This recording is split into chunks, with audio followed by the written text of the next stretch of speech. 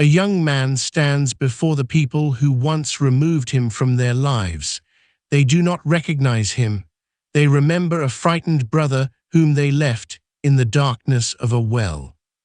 They do not yet understand that the trusted authority controlling the food they desperately need is that same brother. He recognizes every one of them. He has the power to expose them, humiliate them, imprison them, or send them home with nothing. The question at the heart of this story is not simply how someone escapes a well, survives prison, or rises to authority. The deeper question is what happens when a wounded person finally gains power over those who wounded him. Welcome to the Guided Hour, where every journey carries a story and every story carries guidance. Today, we follow Prophet Yusuf from the darkness of the well to a position of authority, and from betrayal toward one of the Quran's most powerful examples of forgiveness. The story begins long before the brothers enter the storehouses of Egypt. It begins with a dream. Young Yusuf approaches his father, Prophet Yaqub, carrying an image he cannot yet fully understand. He has seen 11 stars, along with the sun and the moon, bowing before him. The Quran does not describe the night, the place, or Yusuf's age. It does not decorate the moment with details that revelation has not given us. It directs our attention to the dream and to the wisdom of the father who hears it. Yaqub understands that the vision is important. He also understands something about the family around Yusuf. He warns his son not to tell the dream to his brothers. They may plot against him, and Satan is a clear enemy to humanity. This is the first guidance hidden within the movement of the story. A blessing does not always need an audience. A dream, an opportunity, a new plan, a private hope, or an emerging talent can be real without being announced. Sometimes people share too early because they want encouragement. Sometimes they share because they want recognition. Sometimes they assume that everyone who hears good news will respond with a good heart. Yaqub teaches a more careful form of wisdom. Truth does not require careless exposure. Discretion is not dishonesty, it can be protection. Yaqub also tells Yusuf that Allah will choose him, teach him the interpretation of dreams, and complete his favor upon the family of Yaqub, as he completed it upon Prophet Ibrahim and Prophet Ishaq. The dream is therefore connected with responsibility, knowledge, and a prophetic family. It is not presented as permission for arrogance. The future honor of Yusuf will not be self-created. It will be a trust from Allah. But outside that quiet conversation, another story is developing. The brothers are watching the family through the lens of comparison. They believe that Yusuf and his full brother are more beloved to their father, even though they consider themselves a strong and useful group. They conclude that their father must be making an obvious error. Notice what jealousy has already done. It has not begun with violence. It has begun with interpretation. The brothers see affection and they interpret it as injustice. They see one another's strength and they interpret strength as entitlement. They see Yusuf, and instead of seeing a brother, they begin seeing an obstacle. This is one of jealousy's most dangerous abilities. It creates a story in which another person's blessing becomes evidence that something has been stolen from us. The jealous person rarely begins by saying, "I am jealous." Instead, the jealous person says, "This is unfair. They do not deserve that. I am the one who should have been chosen. Our value is being ignored." Once that story becomes convincing, cruelty can begin to feel like correction. The brothers discuss killing Yusuf or casting him into a distant land. They imagine that once he is gone, their father's attention will become exclusively theirs. Afterward, they tell themselves they can become righteous people. The plan contains a revealing contradiction. They intend to commit a terrible wrong while promising themselves future goodness. They separate repentance from responsibility. They imagine that they can schedule righteousness after obtaining what they want through sin. This pattern is not limited to ancient families. A person can tell himself that one dishonest transaction will solve a financial problem, and honesty can begin afterward. Someone can spread one damaging rumor, remove one competitor, manipulate one decision, or betray one trust, then promise to become a better person once the advantage has been secured. But planned repentance is often only a disguise for planned wrongdoing. One brother argues against killing Yusuf. He proposes placing him in the hidden depth of a well where a passing caravan may collect him. The suggestion prevents murder, but it does not make the plan merciful. A reduced wrong remains a wrong. Group wrongdoing often works this way. The least extreme proposal begins to sound moral only because something worse was considered first. The brothers now need access to Yusuf. They approach their father and question why he does not trust them with their brother. They promise to advise and protect him. They suggest taking him out the next day for enjoyment and play. Yaqub tells them that the thought of Yusuf being taken away causes him sorrow. He also fears that a wolf could attack while they are inattentive. The brothers reply that if a wolf could overcome them while they are such a strong group, then they would truly be failures. Their answer uses confidence as evidence, but confidence is not character. A group may sound united and still be united around a lie. A person may speak strongly and still be hiding weakness. Eventually, Yusuf goes with them. The Quran moves directly to the betrayal. The brothers agree to place him in the hidden depth of the well. We are not told how far they traveled, how deep the well was, how long Yusuf remained there, or what each brother said. Those details have inspired many later stories, but they are not necessary for the Quran's guidance. What matters is clear. The people expected to protect Yusuf become the people who abandon him. Yet the Quran tells us that Allah communicates reassurance to Yusuf. A day will come when he will remind them of this act while they do not recognize him. The well is therefore not the end of the story, but Yusuf does not yet stand in the palace. He does not yet control the storehouses. He does not yet see his family returning. The promise exists before the visible path toward that promise exists. This is an important distinction. Trust in Allah does not always mean knowing how the next stage will happen. Sometimes it means knowing that the present stage is not the whole reality. The brothers return to their father at night, crying. Their tears arrive before their evidence. They claim that they went racing and left Yusuf near their belongings. A wolf, they say, consumed him. They add that their father will not believe them, even though they insist they are truthful. Then they present Yusuf's shirt with false blood upon it. The shirt is real, the blood is real, the story attached to them is false. This scene teaches us to separate emotion, objects, and conclusions. A person can cry while lying. A group can repeat the same account without making it true.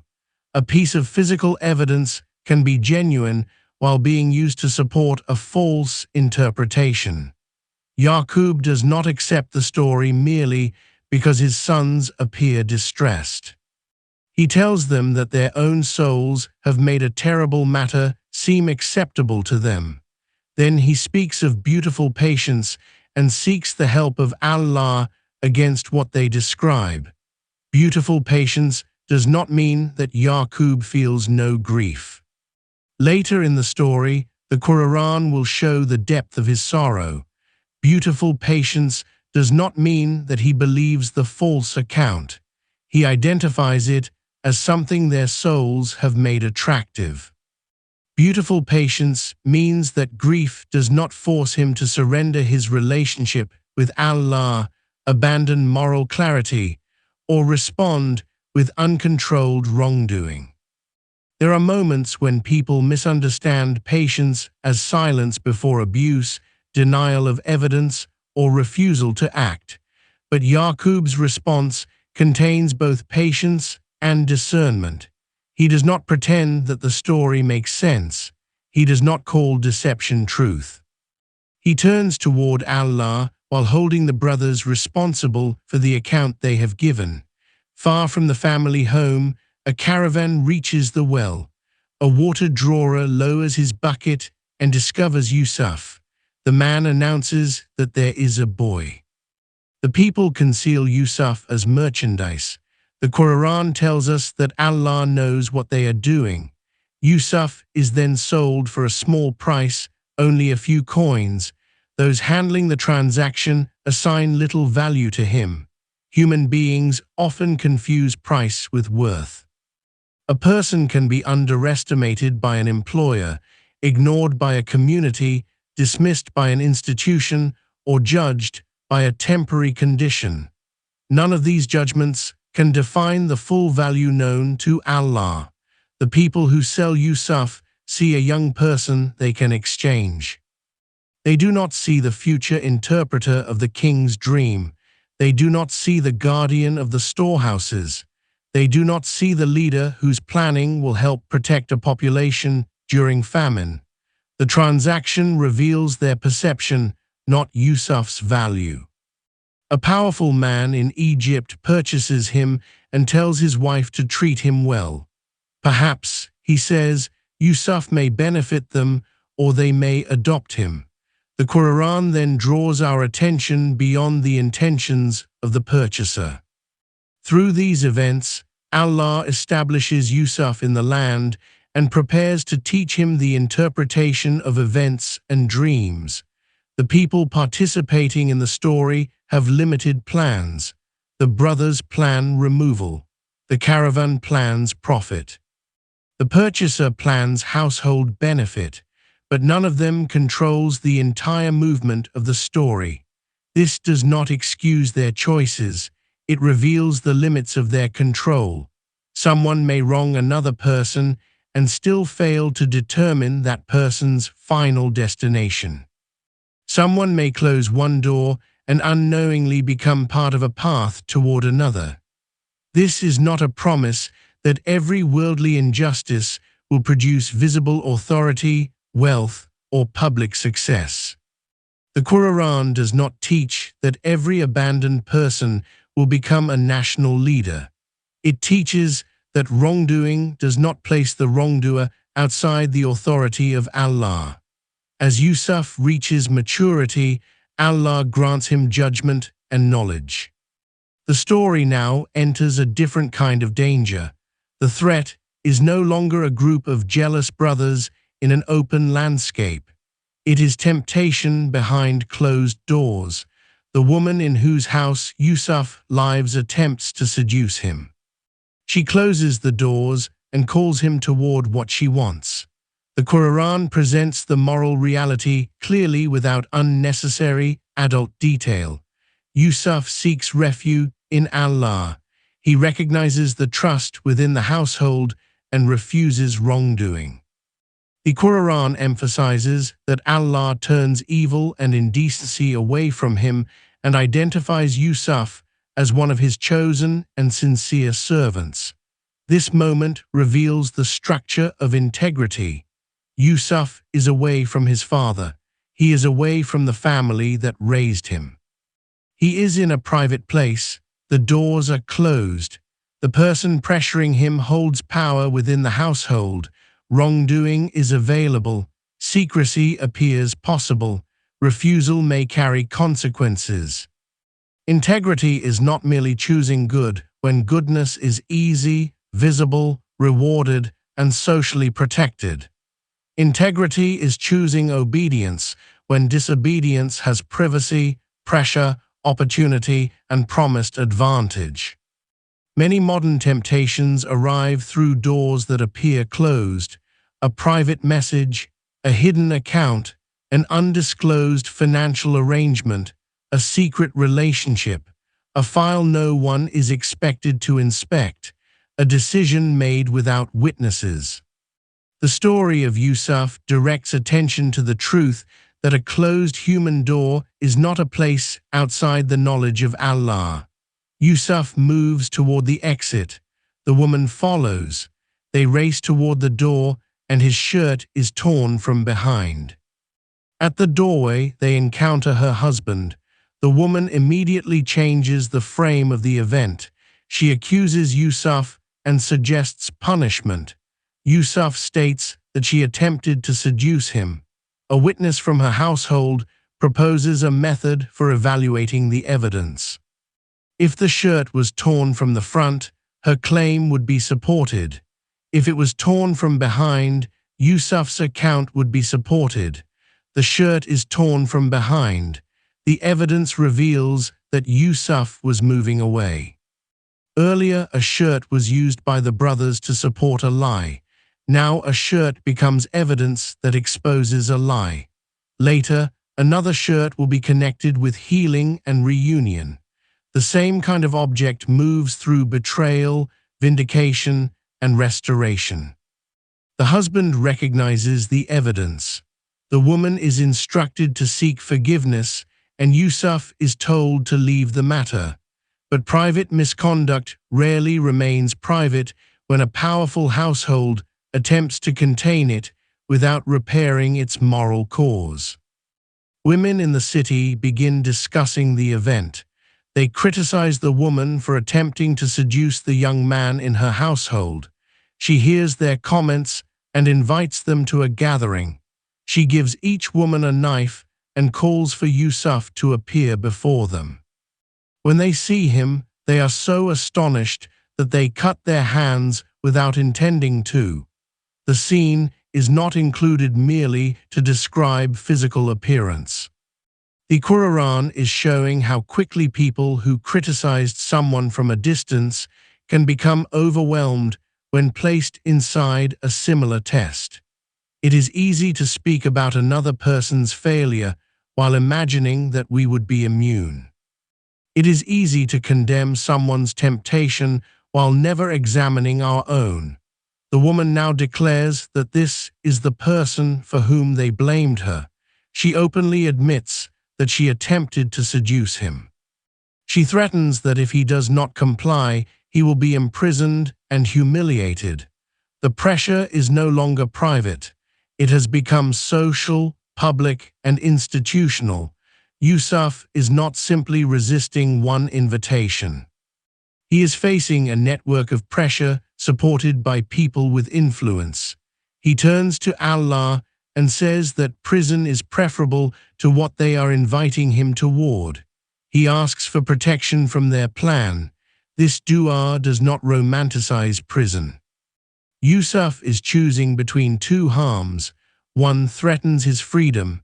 The other threatens his moral relationship with Allah.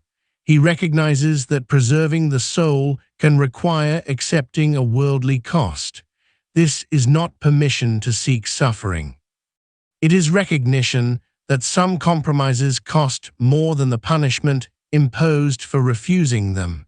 A person may lose a job for refusing fraud. A student may lose approval for refusing to cheat. An employee may be isolated for reporting misconduct. A young person may lose a relationship because they establish a moral boundary. A leader may lose popularity because they refuse an unjust demand. The story does not pretend that integrity always receives immediate applause. Sometimes integrity is followed by prison. Allah answers Yusuf's prayer and protects him from their scheme, yet the authorities decide to imprison him for a period, even after seeing the evidence. the injustice becomes official. This is another important transition. Yusuf has done the morally correct thing. The evidence supports him. The people involved know the truth, and he is still imprisoned. Correct action does not always produce immediate vindication. Faithfulness is not a transaction in which every good choice is rewarded before the end of the day. Sometimes the first consequence of truth is loss. Sometimes a person does everything right and still enters a difficult season. The prison does not mean that Allah has abandoned Yusuf. The well did not mean that the dream was false. The sale did not mean that Yusuf had no value. The false accusation did not make him guilty, and the prison does not cancel his future responsibility. Two young men enter the prison with him. Each sees a dream. One sees himself pressing wine. The other sees himself carrying bread upon his head while birds eat from it. They notice that Yusuf is a person of excellence and ask him to interpret what they have seen. Yusuf does not respond by making the conversation entirely about himself. He uses the moment to direct them toward Allah. He explains that the knowledge he has received is connected with the faith he follows. He has rejected the path of those who deny Allah and the life to come. He follows the way of his fathers, Prophet Ibrahim, Prophet Ishaq, and Prophet Yaqub. He asks the prisoners a clear question. Are many competing masters better, or Allah, the one who holds complete authority? This is not a lecture detached from their circumstances. The men are prisoners inside a system controlled by human authorities. Yusuf directs them to recognize that no human authority is ultimate. He then interprets their dreams. One will return to serving wine to his master. The other will be put to death, as indicated by the dream. Yusuf asks the man expected to be released to mention his case to the ruler. The man leaves prison, then he forgets. Years pass.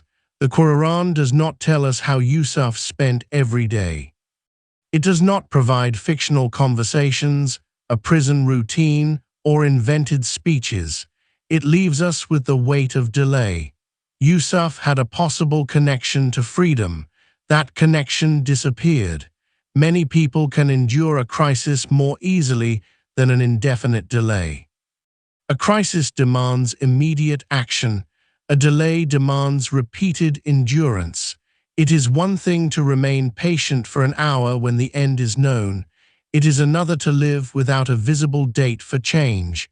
A delayed career, a prolonged legal case, a long recovery. An unanswered application, a family separation, a period of caregiving, a private responsibility that receives no recognition. The prison years show that preparation can occur in places that do not look like progress. Yusuf is not publicly building a reputation in the royal court, yet he is becoming known for truthfulness, knowledge, service, and reliable interpretation. The story will soon reveal that the skill displayed inside prison is exactly the skill required during a national crisis. The place that appears to interrupt his future becomes part of his preparation for it. If this journey is helping you understand the story in a new way, take a moment to like this episode, subscribe to the Guided Hour, and share it with someone who may benefit. Your support helps more families discover thoughtful and reliable Islamic storytelling. Now, let us return to the story. A king sees a disturbing dream. 7 healthy cows are consumed by 7 thin cows. He also sees 7 green ears of grain and 7 others that are dry. The king asks his leading officials to explain the vision. They cannot. They dismiss it as a confused collection of dreams and admit that they do not possess the required knowledge. At that moment, the former prisoner remembers Yusuf. The forgotten connection becomes active at the exact moment when the wider society needs what Yusuf knows. The man goes to Yusuf and asks for an interpretation. Yusuf explains that the people will cultivate crops for 7 years. They should leave most of what they harvest within its ears, consuming only a limited amount. After those years, 7 severe years will arrive and consume most of what has been stored. Then another year will come in which rain and relief return, and people will again press their produce. Yusuf does more than decode symbols. He transforms information into a public plan. The dream concerns a crisis, but his response is not panic. It is measurement, restraint, storage, timing, and preparation. Grow consistently, consume carefully, protect reserves, prepare during abundance, distribute during hardship. Remember that hardship will not last forever. This is leadership grounded in knowledge. Modern societies collect enormous amounts of information. Governments monitor crops, rainfall, prices, transportation, health, employment, and population. Organizations build forecasts. Families create budgets. Businesses estimate demand. But information alone does not create wisdom. The guidance in Yusuf's response lies in turning knowledge into responsible action before the crisis arrives. Abundance can create the illusion that abundance is permanent. When resources are plentiful, restraint may appear unnecessary, reserves may appear excessive, warnings may appear pessimistic. Yusuf understands that the years of plenty are not merely years for consumption. They are years of responsibility toward people who will face scarcity later. A leader is accountable not only for today's comfort, but for tomorrow's vulnerability. The former prisoner returns to the king with the interpretation. The king orders that Yusuf be brought to him. After years of confinement, the door appears ready to open, but Yusuf does not immediately walk out. He asks the messenger to return and request an investigation into the women who cut their hands. He wants the truth of the earlier incident examined. This is not presented as revenge. Yusuf does not ask for the people involved to be humiliated for entertainment. He seeks public clarification before entering public responsibility. A person called to serve at the highest level cannot allow a known false accusation to remain unresolved when the truth can be established. Reputation is not the same as ego. A person may ignore an insult. A person may forgive a private offense. But a false accusation connected with public trust may require clarification, especially when silence could damage future responsibility. The king questions the women. They acknowledge that they know no evil about Yusuf. The woman from the household confesses that she attempted to seduce him and that he was truthful.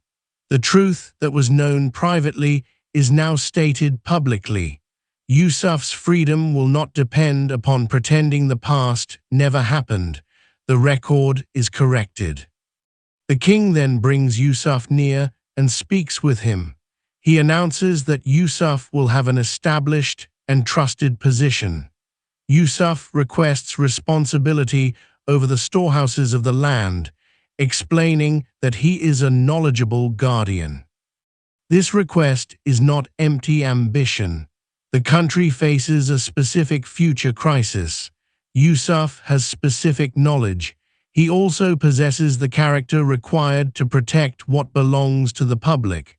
The story brings competence and trustworthiness together. A person can be honest but unprepared for a specialized responsibility. Another person can be highly skilled but dangerous because they cannot be trusted. Public leadership requires both. Yusuf understands agricultural planning, storage, timing, and the meaning of the king's dream. His life has also demonstrated resistance to corruption under pressure. He will manage resources during abundance and scarcity. The young man once sold for a few coins is now entrusted with the wealth that will help sustain a land. The prisoner whose truthful words were forgotten is now heard by the king. The person falsely accused in a private household is now publicly trusted. Yet the story does not pause to celebrate status for its own sake. Authority is the next test. Weakness tests whether a person will surrender hope. Power tests whether a person will surrender justice. The years of abundance pass, followed by famine. The effects extend beyond Egypt. Yusuf's brothers come seeking food. They enter before him. He recognizes them. They do not recognize him. The promise given near the well has reached its visible moment. Yusuf can now tell them what they once did while they remain unaware of who stands before them. The Quran does not say that Yusuf immediately exposes them. He does not lose control. He receives them, provides their measure, and asks about their family. He learns of the brother who remained with their father and instructs them to bring him on their next journey. If they fail to bring him, they will receive no further measure. He also directs his servants to return the brothers' merchandise secretly inside their bags. Perhaps when they return home and discover it, they will be encouraged to come back. The people who sold Yusuf for a small price now receive provisions from him. The people who denied him a place in the family now depend upon his fairness. Power has not erased his discipline. When the brothers return to Yaqub, they explain that future measure will be denied unless their other brother accompanies them. Yaqub remembers what happened before. He asks whether he should trust them with this son as he once trusted them with Yusuf. Time has passed, but accountability remains. Forgiveness does not require pretending that history never occurred. Trust can be rebuilt, but trust is not rebuilt by demanding that the wounded person forget the evidence of the past. The brothers open their belongings and discover that their merchandise has been returned. They argue that they have been treated generously and that bringing their brother will allow them to obtain more food. Yaqub requires a solemn promise that they will bring him back unless circumstances completely surround and overpower them. When they give their promise, Yaqub places the matter before Allah. Before they depart, he advises them not to enter through one gate but through separate gates. Then he makes the limits of his own planning clear. His precaution cannot protect them from anything Allah has decreed. Judgment belongs to Allah, and upon him Yaqub relies. This is tawakkul in action. Yaqub does not choose between planning and trust. He does both. He takes a reasonable precaution. He also refuses to worship the precaution. A plan is a responsibility, not a guarantee. A seatbelt is a precaution. A savings account is a precaution. A medical examination is a precaution. A security process is a precaution. A careful hiring system is a precaution. None of these controls every outcome. Trust in Allah does not cancel preparation. Preparation does not replace trust in Allah. The brothers return to Egypt and enter as their father advised. The Quran tells us that the advice could not prevent the decree of Allah, although it answered a concern within Yaqub. Yusuf brings his full brother close and privately reveals that he is his brother. He tells him not to grieve over what the others have done. The Quran then describes a plan involving the king's measuring cup. The cup is placed within the brother's bag. A caller announces that the caravan has lost the king's cup and accuses the travelers of theft. The brothers deny being thieves.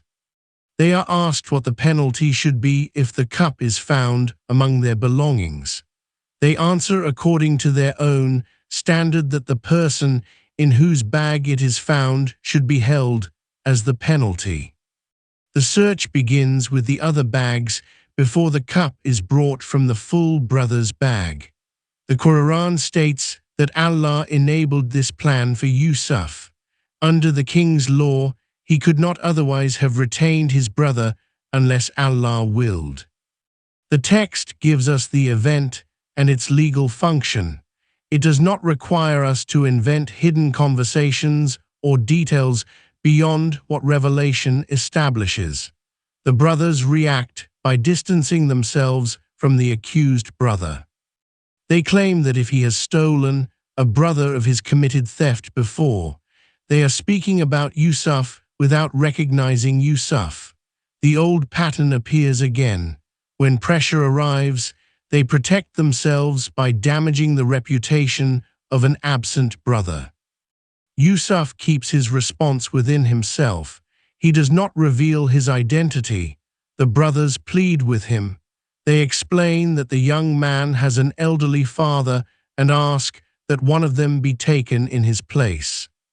Yusuf refuses to punish someone other than the person in whose possession the cup was found. Justice cannot be exchanged merely because the alternative appears emotionally convenient. When the brothers lose hope of changing the decision, they withdraw for private consultation. The eldest reminds them of the solemn promise made to their father and of their earlier failure concerning Yusuf. He decides to remain in the land until his father permits him to return or Allah judges the matter. The others return to Yaqub. They report that his son committed theft. They insist that they testify only to what they observed and that they could not know the unseen. Yaqub again recognizes a familiar pattern. He says that their souls have made a matter seem acceptable to them. He returns again to beautiful patience and expresses hope that Allah may bring all of them back. He turns away in grief. His eyes become white from sorrow, and he suppresses what he carries within himself. His sons ask whether he will continue remembering Yusuf until grief consumes his strength. Yaqub answers that he brings his suffering and grief only to Allah. He knows from Allah what they do not know. This is one of the clearest pictures of grief in the Quran. Yaqub is a prophet. He is also a grieving father. His faith does not prevent tears. His knowledge does not eliminate pain. His patience does not erase longing. He does not perform emotional strength for the people around him.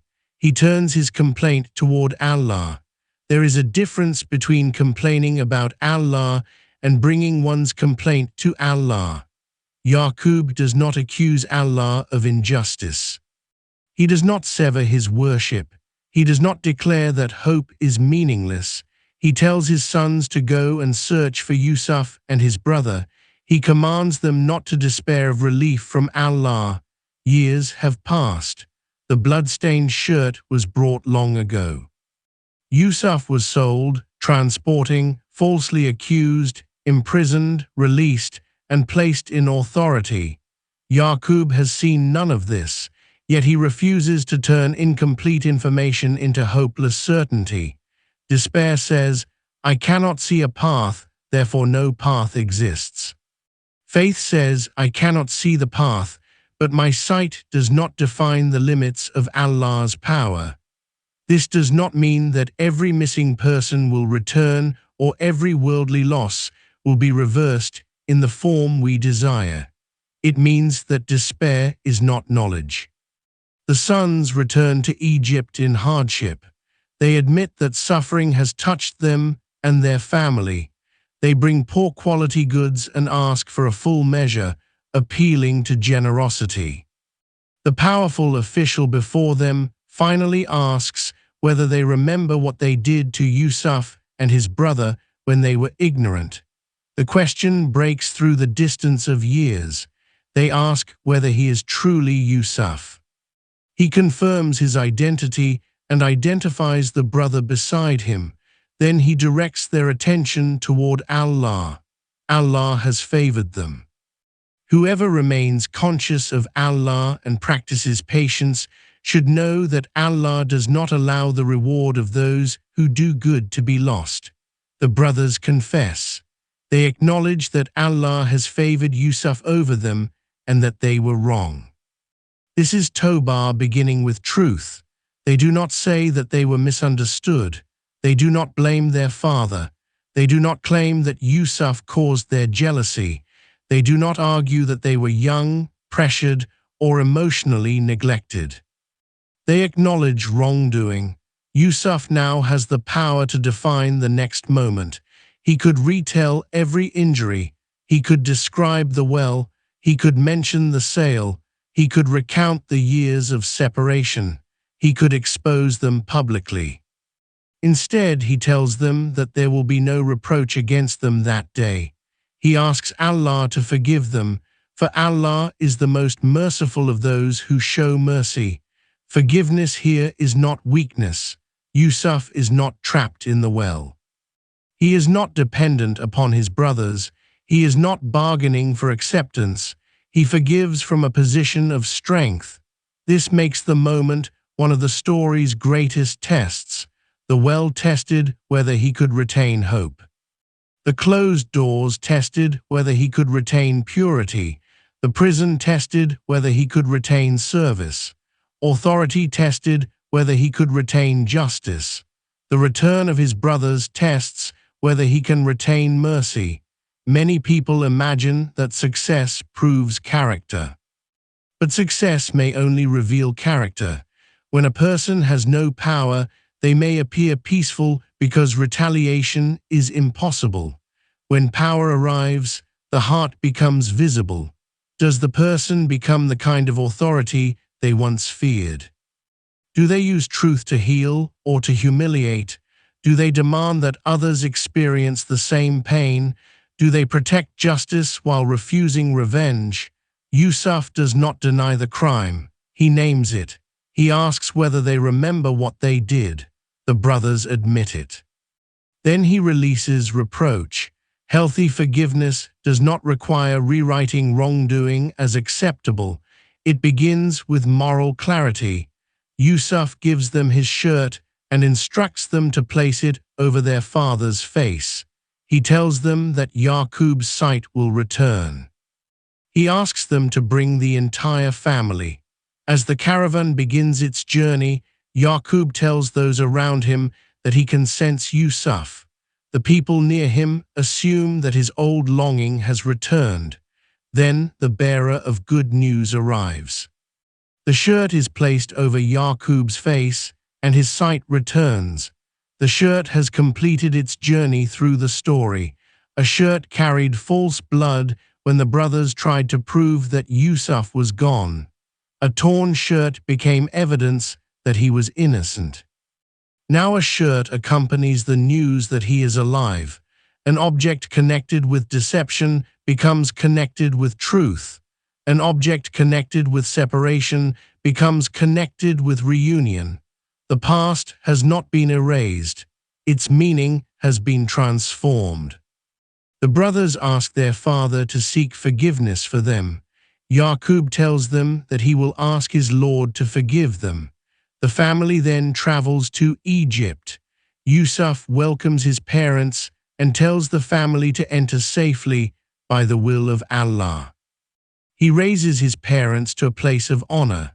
The family falls in prostration before him, and Yusuf identifies the moment as the fulfillment of his earlier dream. The child who saw 11 stars, the sun, and the moon now understands what the vision represented. But listen carefully to the way Yusuf describes his journey. He praises Allah for kindness. He mentions being brought out of prison. He mentions his family being brought from their previous life after Satan had stirred conflict between him and his brothers. He does not stand at the reunion and reopen the well. He does not introduce his brothers to the people of Egypt as those who once sold him. He does not make his suffering the permanent center of his identity. This does not mean that the well was insignificant. It means that Yusuf refuses to let the crime of his brothers become the final name of the family. He sees the subtle care of Allah across events that once appeared disconnected. The well, the caravan, the household, the closed doors, the torn shirt, the prison. The forgotten request, the king's dream, the storehouses, the famine, the returning brothers, the second shirt, the restored sight, the fulfilled dream. No person inside an early chapter could see the complete structure. Yusuf ends with humility. He acknowledges that Allah granted him authority and taught him the interpretation of events. He calls upon the Creator of the heavens and the earth, recognizing Allah as his protector in this life and the next. He asks to die in faithful submission and to be joined with the righteous. After authority, he asks for faithfulness. After vindication, he asks for a righteous ending. After the dream is fulfilled, he looks beyond worldly fulfillment. This protects the story from becoming a simple promise of success. The highest achievement is not the palace. It is not the storehouse. It is not public recognition. It is not being proven right before those who doubted him. The final concern is the condition in which a person returns to Allah. The story of Prophet Yusuf asks each listener to examine a different place within themselves. Some may recognize the brothers' comparison. Another person's achievement feels like evidence of our own neglect. Someone receives affection, recognition, promotion, opportunity, beauty, wealth, or influence, and the heart begins constructing a case against them. The story warns us to interrupt jealousy before it becomes a moral argument. Some may recognize the well, a place of abandonment, betrayal, or confusion where the future cannot be seen. The story does not promise immediate escape, but it refuses to define a person by the darkness surrounding them. Some may recognize the closed doors, a private opportunity to violate a trust, a moment when no human witness appears present. The story asks who we become when privacy removes social consequences. Some may recognize the prison, a season of restriction that appears disconnected from purpose. The story asks whether we will continue serving, learning, speaking truth, and developing character when recognition is absent. Some may recognize the years of abundance. Income is strong, health is stable, resources are available.